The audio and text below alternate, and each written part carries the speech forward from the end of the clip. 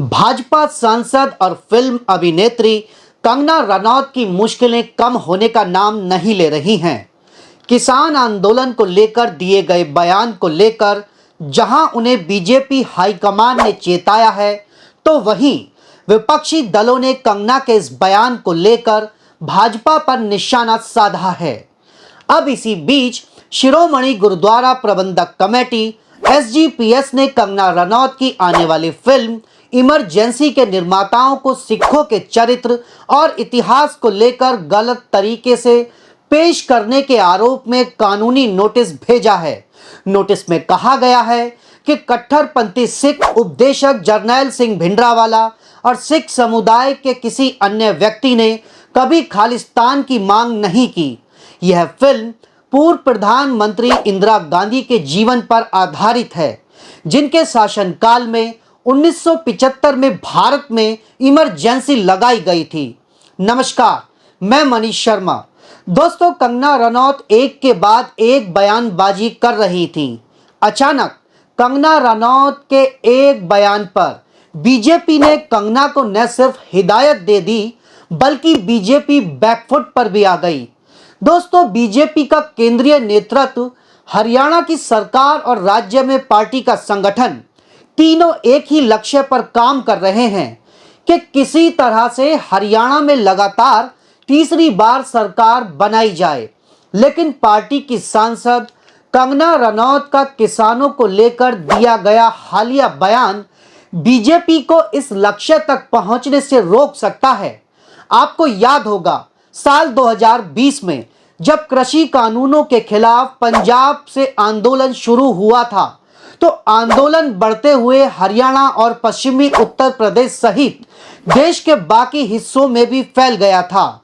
लेकिन किसान आंदोलन का सबसे ज्यादा असर हरियाणा और पंजाब में ही देखने को मिला था।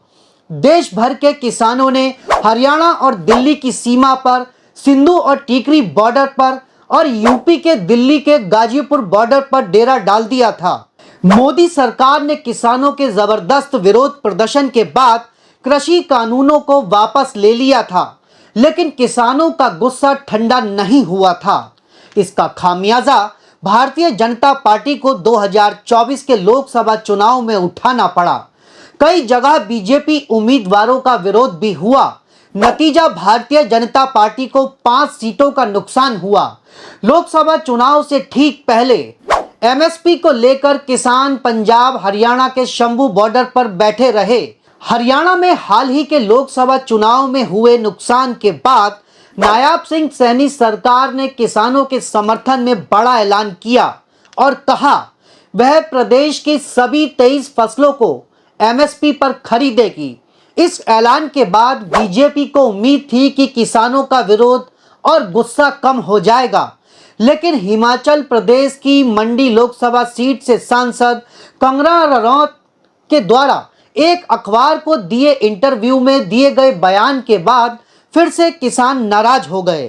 कंगना ने इंटरव्यू में कहा कि किसान आंदोलन के दौरान बलात्कार और हत्या की घटनाएं हुई और अगर हमारा शीर्ष नेतृत्व मजबूत नहीं होता तो देश में बांग्लादेश जैसे हालात बन सकते थे। कंगना का बयान सामने आने के बाद से ही हरियाणा और पंजाब में किसान फिर से सड़कों पर उतर आए और चुनाव के इस मौके पर कांग्रेस सहित बाकी विपक्षी राजनीतिक दलों ने भी कंगना के बयान को लेकर बीजेपी को घेर लिया। कांग्रेस ने घेरते हुए लिखा, 750 किसानों की शहादत को अपमानित करते हुए भाजपा सांसद हरियाणा के किसानों को देशद्रोही बता रही हैं। मैडम, सत्ता का नशा हो या किसी और तरह का, ज्यादा दिन नहीं टिकता। हरियाणा से भाजपा का सूपड़ा साफ होने वाला है। वहीं आम आदमी पार्टी ने प्रदर्शन करते हुए एक ट्वीट किया जिसमें लिखा, किसानों का अपमान अब नहीं सहेगा हिंदुस्तान। बीजेपी सांसद कंगना रनौत द्वारा देश के किसानों के प्रति दिए आपत्तिजनक बयान के खिलाफ आज आम आदमी पार्टी के नेताओं और कार्यकर्ताओं ने हरियाणा के सभी जिलों में विरोध प्रदर्शन किया। दोस्तों, बीजेपी जानती है कि कंगना के इस बयान की वजह से हरियाणा में उसे राजनीतिक नुकसान हो सकता है। इसलिए पार्टी ने तुरंत इस मामले में बयान जारी कर कहा कि कंगना रनौत द्वारा दिया गया बयान पार्टी का मत नहीं है और पार्टी कंगना के बयान से सहमत नहीं है। हम आपको बता दें कि 90 सीटों वाले हरियाणा प्रदेश में किसानों का असर 40 से 50 विधानसभा सीटों पर है।